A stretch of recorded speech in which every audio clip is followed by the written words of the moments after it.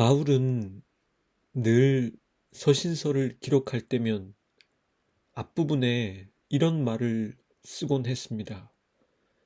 자신은 늘 귀교회를 생각하면서 기도하고 있다. 그때마다 진정으로 감사하게 된다. 그것은 믿음의 행위와 사랑의 수고와 소망에 근거한 인내 때문이라고 했습니다. 이것은 그저 상투적인 인사가 아닙니다. 복음을 듣고 그리스도인이 된 사람들의 가장 큰 특징은 바로 믿음의 행위, 사랑의 수고, 그리고 소망에 근거한 인내입니다. 이 말씀을 듣는 분들을 위해 저는 기도합니다. 부디 이 세상의 그 무엇보다 하나님을 신뢰하시기를. 그래서 나만이 아니라 이웃을 우리로 생각하는 시각을 좀 더 가지게 되시길. 또한 미래에 대한 소망을 갖고 있기에 현재의 고단함을 인내하시길. 그 길을 걷는 교회 수요 묵상 열왕기상 생각입니다. 오늘은 그러한 기도의 마음으로 열왕기상 9장의 내용을 함께 살펴보겠습니다. 열왕기상 9장은 크게 세 가지의 내용으로 구성되어 있다 볼 수 있습니다. 첫째는 성전 공사를 마무리하고 솔로몬의 기도를 들으신 하나님께서 다시 솔로몬에게 나타나셔서 말씀하시는 것입니다. 솔로몬이 왕궁과 성전 짓기를 마무리하자 여호와께서는 기브온 산당에서 솔로몬에게 나타나신 것처럼 두 번째로 나타나셨습니다. 그리고 하나님은 이렇게 말씀하셨습니다. 나는 네가 나에게 한 간절한 기도를 모두 들었다. 네가 새로 세운 이 전을 성별하여 영원히 나의 것으로 삼으리니 장차 내 눈과 내 마음을 영원히 그곳에 두리라. 네가 내 아비 다윗처럼 충성스러운 마음으로 내 앞에서 바르게 살고 내가 일러준 모든 계명을 지켜 나가며 내 법과 의식을 따르면 나는 이스라엘을 다스리는 너의 왕좌를 영원히 지켜주리라. 내가 네 아비 다윗에게 이미 약속한 대로 너의 자손이 끊어지지 아니하고 이스라엘 왕좌에 앉게 하리라. 만일 너나 너의 자손이 나를 따르지 아니하고 등을 돌리거나 내가 너에게 일러준 명령과 법을 지키지 아니하고 다른 신을 받들어 섬기거나 예배하면 내가 준 땅에서 이스라엘을 끊을 것이고 성별하여 나의 것으로 삼은 이 전을 내 앞에서 버릴 것이다. 그러면 이스라엘은 여러 나라들 사이에서 한갓 속담거리와 웃음거리가 되고 말 것이다. 그리고 이 전을 돌무더기가 되어 지나가는 사람마다 놀리고 쉬쉬하며 이렇게 물을 것이다. 어찌하여 여호와께서 이 땅과 이 전을 이처럼 황폐하게 하셨을까?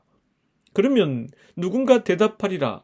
자기네 조상을 이집트에서 구출해내신 자기 조상의 하나님 여호와를 저버리고 다른 신에게 홀려 그를 예배하고 섬겼기 때문이지. 그래서 여호와께서 이 온갖 재앙을 그들 위에 내리셨다네. 둘째 내용은 성전과 왕궁을 완공한 뒤 솔로몬이 두로 왕 히람과 거래를 한 내용입니다. 솔로몬은 성전과 왕궁을 건설하는데 20년이 걸렸습니다. 두로 왕 히람은 약속한 대로 백향목과 잣나무와 금을 솔로몬이 원하는 만큼 보내주었습니다. 이에 솔로몬은 갈릴리 땅에 있는 성읍 20개를 히람에게 주었습니다. 히람은 두로로부터 와서 그 성을 둘러보았는데 그 성읍들이 마음에 차지 않아 말하길 나의 형제여 그대가 나에게 준 성읍들이 겨우 이런 것들이요 하고 말했습니다. 그 후로 그 땅을 가불 땅이라 이름 불리게 되었습니다. 히람은 금 120달란트를 솔로몬에게 보냈습니다. 셋째는 솔로몬의 나머지 업적들입니다. 솔로몬은 주님의 성전과 자기 궁전과 밀로궁, 예루살렘 성벽을 쌓고 하솔과 무깃도와 게셀의 성을 재건하는 데 필요했기 때문에 강제 노역군들을 동원할 수밖에 없었습니다. 그들은 이스라엘 사람들이 아니라 아모리, 헷, 브리스, 히위, 여부스 사람 가운데 살아남은 백성들이었습니다. 솔로몬은 그들을 노예로 삼아 강제 노역에 동원했습니다. 그러나 솔로몬은 이스라엘 백성들 가운데는 어느 누구도 노예로 삼지 않았습니다. 또 솔로몬은 한 해에 3번씩은 주님의 제단에서 번제물과 화목제물을 드리고 주님 앞에서 분향했습니다. 그리고 솔로몬 왕은 에돔 땅 홍해변 엘롯 근방에 있는 에시온 게벨에서 배를 만들었습니다. 두로왕 히람은 자기 신하 가운데 바다를 잘 아는 뱃사람들을 보내 솔로몬의 신하들을 돕게 했습니다. 그 배는 오빌 지방으로 가 금 420달란트를 실어와 솔로몬에게 바쳤습니다. 열왕기상 9장을 통해 우리가 생각해 보아야 할 점은 다음 2가지로 보여집니다. 첫째는 솔로몬을 향한 하나님의 경고를 토대로 죄와 재난의 관계에 대해서 생각해 보는 것입니다. 둘째는 솔로몬의 나머지 업적들 속에서 저자가 드러내려고 하는 의도가 무엇인지 살펴보는 것입니다. 그럼 하나하나 살펴보겠습니다. 첫째는 솔로몬을 향한 하나님의 경고를 토대로 죄와 재난의 관계에 대해서 살펴보겠습니다. 솔로몬의 기도에 대한 응답으로 여호와 하나님은 2번째로 솔로몬에게 나타나셨습니다.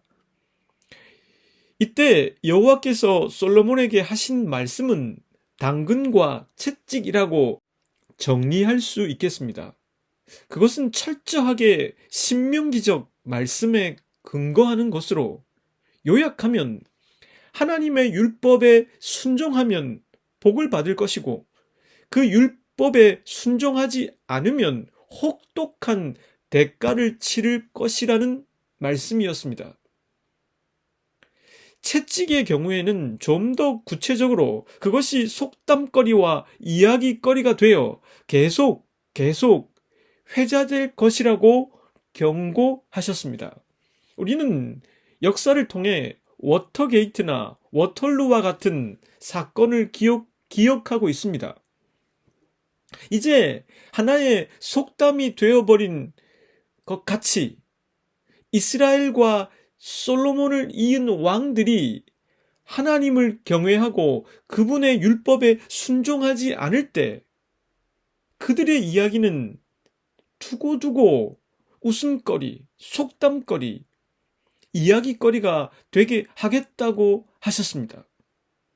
그렇다면 우리는 여기서 죄와 재난의 관계에 대해서 정리해 볼 필요가 있습니다. 예전에 비해서 요즘은 확실히 어떤 사람이 겪는 재난과 고난의 문제를 바로 죄로 연결시키지 않으려는 경향이 있습니다. 이것은 참으로 다행입니다. 아마도 그것은 요한복음 9장에 나오는 예수님의 가르침에 대한 바른 해석을 사람들이 인식하고 있기 때문일 것입니다. 날 때부터 앞을 보지 못하는 사람에 대해 제자들이 묻기를 저 사람이 저렇게 된 것은 누구의 죄 때문인지를 물었습니다. 예수님께서는 이렇게 답하셨습니다. 요한복음 9장 3절 말씀입니다. 예수께서 대답하시되 이 사람이나 그 부모의 죄로 인한 것이 아니라 그에게 하나님이 하시는 일을 나타내고자 하심이라. 이 말씀의 의미는 당시 유대인들이 갖고 있던 일반적인 사고, 그러니까 죄와 재난을 연결시키는 것을 재고해 보도록 하는 말씀이었습니다. 고난을 겪고 있는 사람에게 당신의 죄 때문이라고 말하는 것이 얼마나 폭력적인 언사가 될 수 있는지 우리는 분명히 생각해 보아야만 합니다. 예수님께서 이렇게 말씀하신 것의 의미를 다음 두 가지로 해설해 볼 수가 있습니다. 첫째, 죄와 재난을 항상 인과관계로 보는 것은 동의할 수 없다. 둘째, 재난은 하나님 하시는 일의 과정으로서 이해되어야만 한다.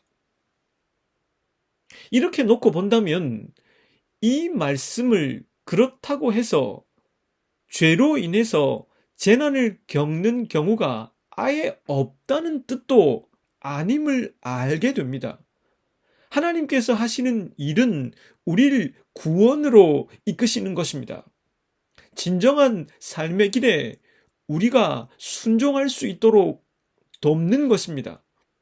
그래서 하나님께서 하시는 일이 죄로 말미암은 고난의 문제일 경우도 있다는 것입니다. 창세기 3장을 보면 첫사람 아담과 하와는 선악과를 범하고 말았습니다. 죄를 지은 것이지요. 하나님과 인간 사이의 질서를 인간이 깨트려 버린 것입니다. 하나님께서는 그 대가를 인간이 지불하도록 하셨습니다. 제 아들이 방과 후 교실에서 로봇 과학을 배웁니다. 그런데 1학기 때 했던 전 단계의 그 로봇 과학 박스를 분실해서 새로운 단계의 수업을 할 수 없게 되었습니다. 어쩔 수 없이 수업을 하려면 전 단계의 것을 새로 구해야만 했습니다. 다행히 중고 장터를 통해 그것을 구할 수 있었습니다. 저희 부부는 그 금액을 아들이 내도록 했습니다. 그것에 대한 대가를 스스로 책임지도록 하는 게 좋겠다고 판단했기 때문입니다. 하나님께서도 하나님과 인간 사이의 법칙을 깨트린 아담과 하와로 하여금 출산의 고통, 노동의 수고, 그리고 궁극적으로 더 이상 에덴 동산에 기거할 수 없게 하심으로 죄의 결과로 말미암아 표현을 하자면 재난을 겪도록 하셨습니다. 우리는 성경을 통해 에덴 동산에서 이처럼 쫓아내신 까닭이 심판이 목적이 아니라 다시 선악과를 회복할 수 있도록 구원으로 초대하는 것임을 알고 있습니다. 예수님께서 누가복음 13장 11절부터 15절 말씀을 통해 이렇게 말씀하신 적이 있으십니다. 그때 마침 두어 사람이 와서 빌라도가 어떤 갈릴리 사람들의 피를 그들의 제물에 섞은 일로 예수께 아뢰니 대답하여 이르시되 너희는 이 갈릴리 사람들이 이같이 해받음으로 다른 모든 갈릴리 사람보다 죄가 더 있는 줄 아느냐? 너희에게 이르노니 아니라. 너희도 만일 회개하지 아니하면 다 이와 같이 망하리라. 또 실로암에서 망대가 무너져 치여 죽은 18사람이 예루살렘에 거한 다른 모든 사람보다 죄가 더 있는 줄 아느냐? 너희에게 이르노니 아니라. 너희도 만일 회개하지 아니하면 다 이와 같이 망하리라. 이 말씀을 통해 우리들은 예수님께서는 재난을 통해 하나님께서 우리를 회개하도록 하신다는 점을 분명히 긍정하고 계시다는 사실을 알 수 있습니다. 그러므로 우리는 이런 태도를 가져야겠습니다. 내게 재난 혹은 고난이 닥칠 때 그것이 혹시 나의 죄 때문이 아닌가? 요즘 나의 삶은 어떤가? 하나님께서 나를 위해 하시고자 하는 그 일을 위해 나에게 주시는 경종이 아닌가 하는 생각을 꼭 해보아야만 합니다. 그러나 그렇다고 해서 남이 겪고 있는 고통의 문제에 대해서 함부로 죄를 운운하는 것은 결코 삼가야 할 것입니다. 그것은 그 사람이 하나님 앞에서 나누어야 할 내밀한 부분입니다. 하나님께서 솔로몬에게 이와 같은 채찍을 말씀하신 것은 바로 하나님의 경고입니다. 가끔 어떤 곳에 가면 개조심이라는 매직으로 쓴 글씨를 발견하게 됩니다. 그것은 경고입니다. 우린 그 경고 앞에서 조심하게 됩니다. 부디 여러분들이 하나님의 진노가 아니라 채찍이 아니라 하나님 주시는 복을 누리시기를 기원합니다. 이 말씀이 여러분 안에서 활동하길 진심으로 바라겠습니다. 둘째는 솔로몬의 소소한 나머지 일들 가운데서 다음 두 가지의 내용을 짧게 다루고 싶습니다. 이 나머지 소소한 일에 대한 내용은 10장 말씀에도 이어지게 됩니다. 첫째는 가불 땅에 관한 것입니다. 두로왕 히람은 성전과 궁전을 건축하는 20년 동안 건축에 필요한 자재와 숭늉공들을 보내주었습니다. 그 대가로 솔로몬은 자신의 영토 중 일부를 주었습니다. 그러나 그 도시들을 둘러본 히람은 크게 실망했습니다. 그래서 그 이름이 가불 땅으로 불려지게 되었습니다. 가불이라는 말은 동음이어를 일종의 언어 유희화한 것인데 그 뜻은 아무 보잘것 없는 것과 같은 이라는 뜻을 지닙니다. 히람은 그럼에도 불구하고 이 가불 땅을 받고 그 대가로 금 120달란트를 보냈습니다. 성경의 저자는 아직까지 솔로몬에 대한 부정적인 내용을 기술할 생각이 없어 보입니다. 그렇다면 이 내용의 의도도 하나님께서 솔로몬에게 주신 지혜로 그가 얼마나 잘 통치 행위를 해 나갔는지 그걸 드러내 주기 위함일 것입니다. 자신의 영토 중 일부를 떼어주는 것은 실책일 수가 있습니다. 이것은 두고두고 화의 원인이 될 수가 있습니다. 그러나 저자는 방대한 금을 받음으로써 20년간 성전과 왕궁을 건축하느라 땅보다는 돈이 더 필요했을 상황에서 솔로몬이 어떻게 지혜를 발휘했는가를 쓰고 싶었던 것입니다. 같은 내용을 기록한 역대하서는 그래서 그런지 더 긍정적인 기록을 이렇게 하고 있습니다. 역대하 8장 1절에서 2절까지의 말씀입니다. 솔로몬이 주님의 성전과 자기의 궁전을 다 짓는데 20해가 걸렸다. 곧 이어 솔로몬은 히람에게서 얻은 성읍들도 다시 건축하여 거기에 이스라엘 자손을 살게 하였다. 그러니까 열왕기서의 저자와는 달리 역대기서의 저자는 솔로몬의 이 실책마저도 가려주는 집필을 했습니다. 그 의도는 분명합니다. 아직까지 하나님의 말씀에 어긋나는 행위를 하지 않는 솔로몬에게 하나님이 주시는 은혜를 강조하고 싶은 것입니다. 저는 이 점이 우리가 간파해야 할 메시지가 아닌가 싶습니다. 둘째는 강제 동원에 대한 기록입니다. 저자는 이스라엘 백성들을 노예로 삼아 강제 동원한 적은 없으며, 다만 아직 정복하지 못한 가나안 족속들을 노예로 삼아 건축하는 일에 강제로 동원했다 기술하고 있습니다. 여기서 가나안 족속들은 가나안 정복 전쟁에서 쫓겨난 원주민들 중에 잔류민들을 뜻합니다. 이것은 잘 구분해 두어야 할 내용입니다. 나중에 이스라엘이 분열되는 데 있어 솔로몬이 행한 이스라엘 사람들에 대한 강제 동원이 분명히 문제가 되기 때문입니다. 노예로 삼아 강제 노동을 시킨 것은 가나안 족속이라고 적었습니다. 그 말은 이스라엘 백성들은 의무 노동으로 징발하지 않았다는 말은 아닙니다. 이것은 다른 제도입니다.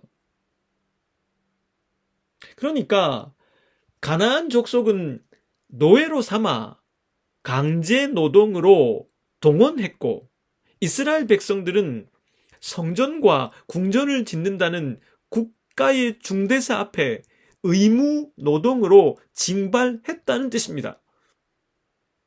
이것에 대한 기록 역시도 의도가 분명해 보입니다. 당시 솔로몬이 얼마나 지혜롭게 하나님 주시는 것들로 통치를 해 나갔는가, 그것을 표현해 주는 예로서 사용하고 있는 것입니다. 솔로몬은 지혜롭게 이스라엘 백성들을 노예로 삼지 않고 그저 그들에게 의무를 지웠을 따름입니다. 하나님의 뜻에 따르며 그분의 말씀에 순복하는 삶이 우리네 삶에 무엇을 가져오게 될까 기대해 보는 말씀이었습니다. 추석 명절로 인해 다음 주간 수요 묵상은 한 주 쉬어 가겠습니다. 부디 모두들 명절과 연휴를 소중하게 잘 보내시길 바랍니다. 기도하겠습니다. 하나님, 말씀이 형제 자매들 안에서 작용할 수 있기를 기도합니다. 직접적인 변화가 눈에 보이지 않는다 해도 말씀이 마음 깊은 곳에 남아 삶의 중요한 순간에 발현되게 하옵소서. 명절과 연휴 기간을 보내며 지친 몸과 마음에 위로를 얻게 하시고 사랑하는 가족들과 정서적이고 정신적인 교류가 있게 하옵소서. 예수 그리스도의 이름으로 기도드립니다.